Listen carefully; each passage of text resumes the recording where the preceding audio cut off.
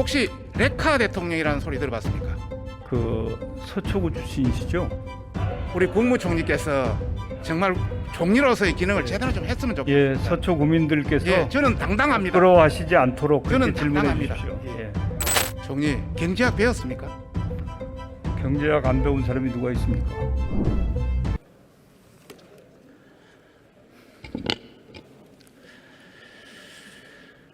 존경하는 국민 여러분, 박병석 의장님을 비롯한 선배 동료 의원 여러분, 정세균 총리를 비롯한 국무위원 여러분, 국민의힘 서초월 박성중 의원입니다.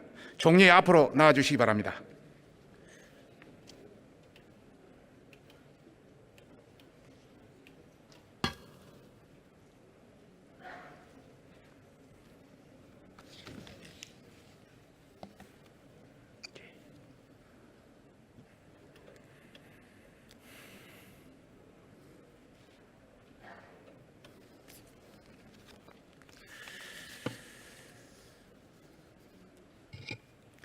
총리님 연일 고생이 많으십니다. 예, 감사합니다. 국회의원을 6선을 하시고 또 민주당 당대표도 하시고 또 국회의장도 하시고 국무총리까지 이제 하셨으니까 이제 남은 거는 대통령밖에 없습니다. 그죠? 어느 언론을 보니까 정책도 만들고 조직도 만들고 뭐 시동을 했다는 말들 잘 돼 가십니까? 저는 지금 코로나19 대응에 바쁜데 무슨 말씀을 하시는지 모르겠습니다. 아, 그렇습니까? 총리는 국회의장 시절에는 온화하고 합리적인 그런 리더십을 발휘를 하셨습니다. 저도 그렇게 평가합니다. 그런데 요즘 대선 후보로 거론되고 난 이후에는 기재부 보고는 기재부의 나라냐, 또 야당의 서울시장 후보들 보고는 개탄스럽다 등 소위 문바들에게 잘 보이려고 하는 독해졌다는 그런 평이 나오고 있습니다. 어떻게 생각하십니까? 독해졌습니까? 제가 보기에는 좀 독해진 것 같은데. 예, 뭐 본색이 어디로 가겠습니까? 예, 그렇습니다. 국무총리는 국정을 조정하는 자리입니다. 저희 많은 동료 의원들이 나와서 우리 총리님께 질문을 하는 걸 보니까, 답변하는 거 보니까 여당의 대변인인지 여당의 대표인지 분간이 어렵더라고요. 오늘 잘 지켜보겠습니다. 총리, 문재인 대통령의 취임사를 화면을 통해 보겠습니다. 한 번도 경험하지 못한 나라를 만들겠습니다. 모든 국민의 대통령이 되겠습니다. 소통하는 대통령이 되겠습니다. 제왕적 권력을 최대한 나누겠습니다. 약속을 지키는 그런 대통령이 되겠습니다. 수많은 약속이 있었습니다. 어느 하나 제대로 지키지 못했다고 저는 생각하고, 그중에 딱 한 가지, 한 번도 경험하지 못한 나라를 만들겠다 한 약속은 지켜진 것 같습니다. 지금부터 그 사례를 말씀드리겠습니다. 아파트 가격 폭등입니다. 화면의 경실련 자료를 한번 보겠습니다. 지난 17년 동안 서울 25평 아파트 가격은 문재인 정부 4년 동안 이명박 박근혜 정부의 9년보다 4배나 뛰었습니다. 그 다음에 노무현 이명박 박근혜 정부의 14년보다 2배나 뛰었습니다. 이거 경실련 자료입니다. 어느 정부에서도 경험하지 못한 부동산 가격 폭등입니다. 총리 어떻게 생각하세요? 예, 뭐 통계는 이제 작성하는 기관에 따라서 차이가 있는 것 같아요. 특히 그 부동산 동향이라고 할까, 가격에 대해서는 경실련 자료도 있고 국민은행 자료도 있고 또 감정원 자료도 있고 여러 자료가 있는데, 정부가 확인하고 정부가 활용하는 통계는 이 자료보다는 좀 그 인상률이 좀 낮은 그런 통계를 가지고 있습니다. 예, 통계청 자료겠죠. 저는 30년 동안 서울시 행정, 도시행정 전문가입니다. 이론가 현장에서 아파트 가격은 수요와 공급에 의해서 결정이 됩니다. 지금 정부가 재정 지출을 많이 하다 보니까 유동성이 많이 높아졌습니다. 유동자금이. 그래서 수요는 넘칩니다. 공급, 많은 의원들, 동료 의원들한테 답변하는데 그 공급이 이명박 박근혜 정부에서 공급을 안 해서 지금 영향을 미친다 이렇게 하더라고요. 정말로 잘못된 관료들이 써준 걸 가지고 이 박성중이나 국민들한테 정보를 호도하는 겁니다. 2012년 박은순 전 시장이 시장되자마자 400군데의 뉴타운 계획을 다 날려버렸습니다. 그래서 25만 가구가 날아갔습니다. 그 이후에 각종 재건축 재개발에서 안전진단 강화, 용적률 하향, 청수 억제, 그다음에 뭐 여러 인허가 지연, 그다음에 초과이익 환수 이런 것 때문에 엄청 날아갔습니다. 제가 판단하기로는 연 3만 5천 가구 정도가 날아가서 공급이 부족했기 때문에 아파트 가격이 폭등했다고 보고 있습니다. 문재인 들어 25번의 부동산 대책이 발표되었습니다. 한 정부에서 이렇게 25번 발표된 것은 처음 있는 일이고요. 또 임대차 3법이 통과되다 보니까 5개월 만에 공급의 씨가 마른 전세 대란이 발생하고 전세 가격도 역대 최고로 올랐습니다. 제 주변에 25평 아파트는 한 5억 올랐더라고요. 어느 정부에서 한 번도 경험하지 못한 전세 대란입니다. 이 어떻게 생각하세요? 금방 의원님 말씀을 듣고 있다 보니까 이 아파트 값이 폭등한 것은 문재인 정부 탓이 아니고 서울시 탓이고, 또 부동산 3법은 정부가 통과시킨 게 아니고 국회가 통과시킨 거 아닙니까? 그러면 서울시와 국회가 폭등의 주범으로 들립니다. 서울시의 아파트 가격은 서울시에서 공급이 안 됐기 때문에 수요와 공급의 불균형에 의해서 발생한 것이고, 임대차 3법은 저희들이 엄청나게 반대해도 여당이 단독으로 3일 만에 통과시킨 법입니다. 또 좀 알고 좀 제대로 답변했습니다. 또 예. 이제 이 수요와 공급이 기본이다 하는 데는 저도 전적으로 동의를 합니다. 과연 대한민국의 아파트 가격이 수요와 공급, 시장 원리에 의해서만 결정된다고 믿는 국민이 얼마나 있을까? 사실은 장기적으로 보면 수요와 공급이 가장 중요합니다. 그래서 우리 정부는 어떻게든지 공급을 늘려야 되겠다 해서 획기적인 공급 확대 정책을 내놨죠. 그렇지만은 그 이외에 금융 문제라든지 교육 문제라든지 특히 투기 수요가 얼마나 크느냐에 따라서 부동산 가격의 폭등을 유발하는 경우가 굉장히 많습니다. 물론 투기가 어떻게 해서 유발되느냐 그거 따지고 보면 또 여러 가지 이유가 있지만요. 그렇기 때문에 그것을 이제 단순히 뭐 하나의 요인으로만 이렇게 해석하시는 것은 30년 동안 도시 행정을 하시면서 이런 부분을 보셨으면 아마 저보다 더 잘 알고 계시리라고 봅니다. 총리, 경제학 배웠습니까?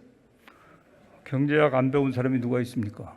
경제학의 수요와 공급에는 방금 이야기하는 특수 수요라든지 이런 거 다 포함되는 것이고 공급에도 다양하게 다 포함되는 것입니다. 단순히 하나의 수요 공급만 하는 게 아닙니다. 복잡한 요인이 다 들어가는 겁니다. 그 누구 경제학입니까 그게? 조선 경제학이라든지 모든 경제학에 다 그렇게 돼 있습니다. 수요와 공급은 공급과 수요의 곡선이 만나는 데서 그거는 이루어지는 것이지. 초등학생이고요.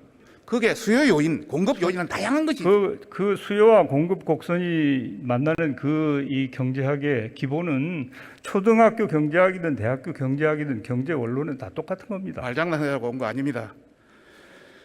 총리, 문재인 정부 이전에 역대 광역 시도지사 가운데 성범죄로 물러난 적이 있습니까? 뭐라고 하셨습니까? 문재인 정부 이전에 광역 시도지사 중에 성범죄로 물러난 사례가 있냐고요. 글쎄 제 기억에는 세계 사례에도 광역 시도지사가 3명이나 한 정부에서 물러난 사례 있습니까? 글쎄요, 전 그런 부분을 연구하거나 해본 적은 없습니다. 예. 대통령이 약속하고 당헌까지 개정했는데 이렇게 약속을 어긴 사람 우리 헌정 역사에 있었습니까? 글쎄요, 그 질문을 좀 현실적인 그리고 사실과 가까운 그런 말씀들을 해주시면 사실대로 팩트대로 답변 이야기한 겁니다. 예. 어느 정부나 어느 나라나 없던 부끄러운 사례입니다. 참고로 닉슨 대통령은 거짓말 한마디에 대통령에 물러났습니다. 문재인 대통령이 이렇게 되면 거짓말인데 혹시 물러나라고 건의할 생각 없습니까? 예, 무슨 거짓말이죠? 지금 보궐선거 출마 안 시키겠다고 분명히 약속 다 했고 뒤에 가면 또 있습니다. 계속 이 약속에 대한 부분. 아니 그걸 대통령이 출마시키고 안 시키고 하십니까? 대통령이 안 하겠다고 했잖아요. 안 시키겠다고. 아니 그러니까 대통령께서 출마시키셨냐고요. 되기 전도 마찬가지입니다. 그것은 정당에서 하는 일인데 그걸 왜 행정에 끌어다 붙이고 말씀을 하십니까? 판단은 국민이 하겠습니다. 추미애 전 법무부 장관이 2차례나 검찰총장 수사지휘권을 박탈했습니다. 이것도 헌정사상 처음입니다. 판사 탄핵도 헌정사상 처음이다. 어떻게 보고 계십니까? 예, 저는 뭐 헌정사에 처음 있는 일이 한두 가지겠습니까만은 과거에 지금 귀당이 집권하고 있던 시절에 어떤 일이 어떻게 일어났는지를 생각하시면 아마 그런 걸 말씀하시기는 좀 적절치 않지 않을까 이렇게 판단이 됩니다. 계속 민주당 대표적인 답변을 하시네요. 김명수 대법원장이 거짓말이 들통이 났습니다. 국회의장 하다가 총리가 돼서 대통령께 머리를 조아리더니 이제는 대법원장마저 대통령께 머리를 조아리는 상황이 됐습니다. 많은 국민들이 이렇게 이야기하고 있습니다. 상권 분립이 쓰레기통에 들어갔다고. 김명수 대법원장 탄핵당하기 전에 스스로 물러나야 된다고 생각하는데 어떻게 생각하십니까? 누가 머리를 조아립니까? 그 판단은 국민이 할 겁니다. 지금이 지금 조선 왕조 시대입니까? 좀 이 국회에서 그런 식으로 말씀을 하지 마세요. 다 보고 있습니다. 예. 예. 누가 머리를 조아립니까? 안 조아렸습니까? 누가 머리를 조아려요? 자신 있습니까? 예? 총리, 올해 국가 채무나 국가 채무비리 얼마나 된다고 예상하십니까? 국가 채무액, 국가 채무 비율. 굉장히 많죠. 예. 47%까지 올라갈 겁니다. 예, 잘 알고 계시네요. 지난 헌정 70년 동안 66년 동안은 626조였고요. 문재인 4년 동안에 325, 그 절반에 넘었습니다. 한 번도 경험해보지 못한 나라빚 폭정입니다. 어떻게 생각하십니까?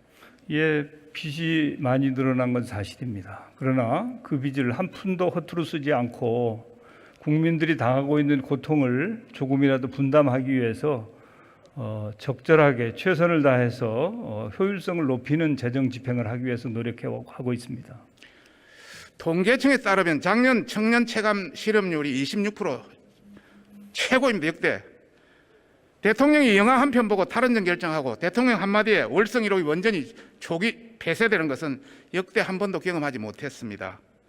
탈원전 정책을 수행하던 산업부 공무원이 시간이 남아 돌아서 북한 원전 지원을 검토하고 신내림을 받아서 야밤에 문건을 삭제하는 나라도 한 번도 경험하지 못했습니다. 임기 1년밖에 남지 않은 대통령이 원전 6기 규모의 48조 원의 풍력 사업을 발전한 것도 이제까지 경험하지 못했습니다. 어떻게 생각하십니까? 예, 그 풍력 발전은 꼭 필요합니다.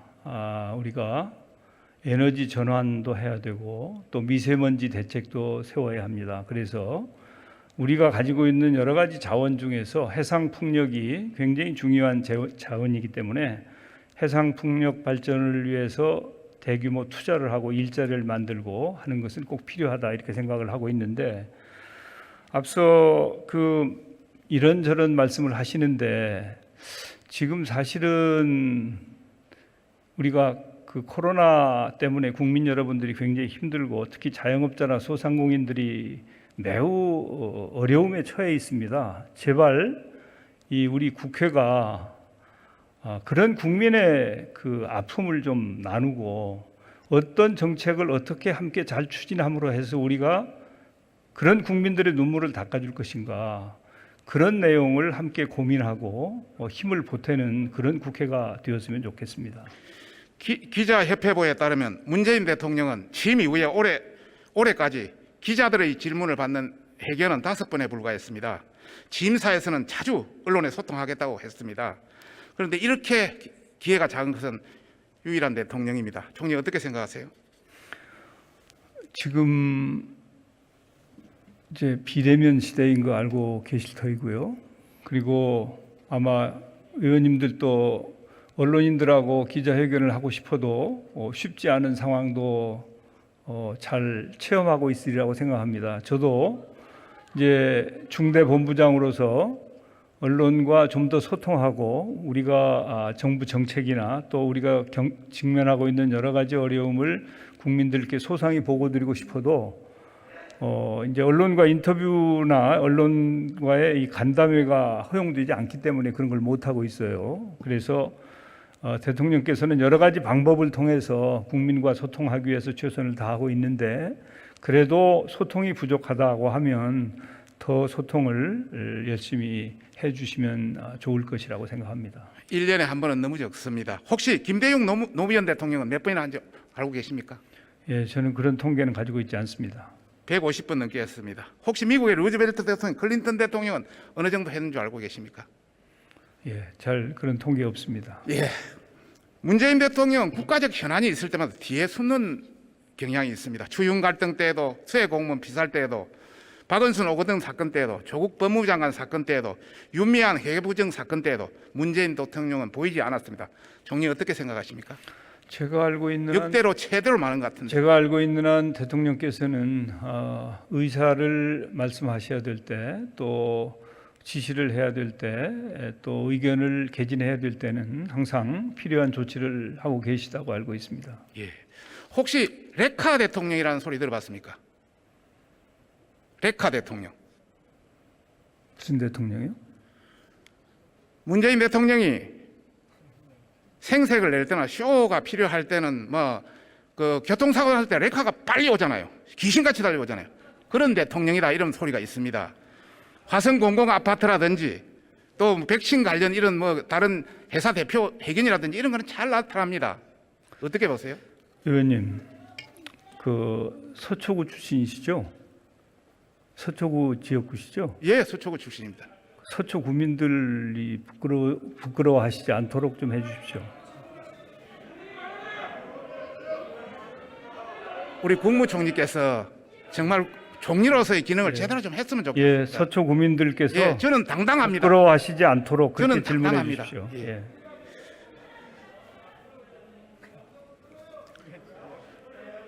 총리가 생각할 때 박은순 전 시장은 성범죄자입니까? 제가 그걸 판단할 수는 없죠. 인권위에서 말과 행동이 성희롱에 해당한다고 판결이 나왔습니다. 아까 부동산 정책이 공급이 안 돼서 실패했다고 저는 이야기를 했습니다. 국토부 장관의 전 현직은 공급이 아니라고 주장했습니다. 그런데 최근에 문재인 대통령은 공급 때문에 그렇다고 이야기했습니다. 아마 화면에 나올 겁니다. 전 현직 장관이 거짓말을 한 겁니까? 아니면 대통령이 거짓말을 한 겁니까? 아니 이걸 거짓말이라고 참말이냐 거짓말이냐라고 이분법적으로 보시면 안 되고요.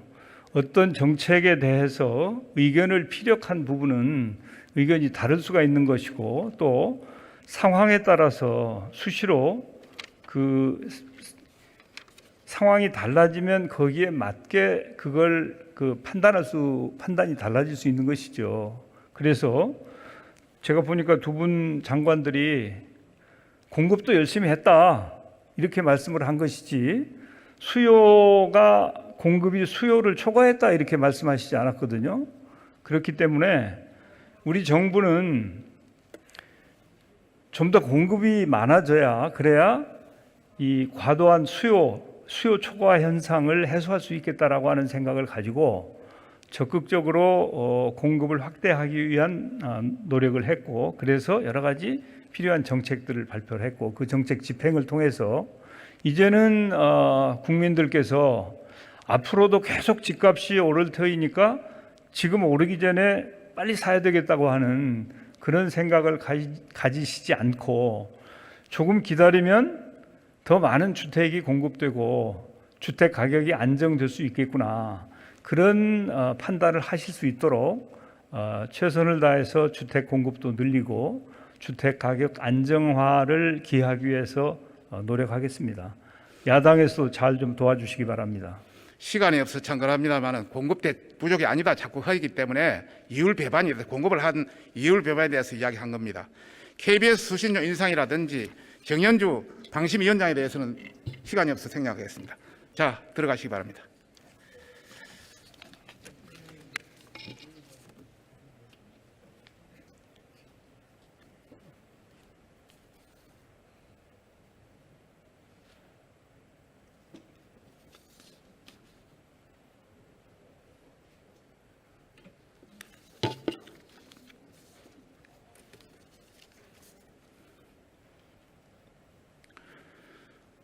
문재인 대통령이 말한 한 번도 경험하지 못한 나라, 우리는 국민과 국가를 위해서 뭔가 진정한 의미 논의를 하겠다고 기대를 많이 했습니다. 그러나 실제를 경험해보니 결과적으로 나라가 파탄나고 건강이 무너지는 이 심각한 문제로 나타나고 있습니다. 이게 나라냐? 나라가 네 거냐? 남한은 문재인 보유, 북한은 핵 보유이라는 국민의 원성이 하늘을 찌르고 있습니다. 미래 역사책에 문재인 정부 시절이 두 번 다시 경험해선 안 될 나라로 남지 않기를 간절히 기원합니다. 감사합니다.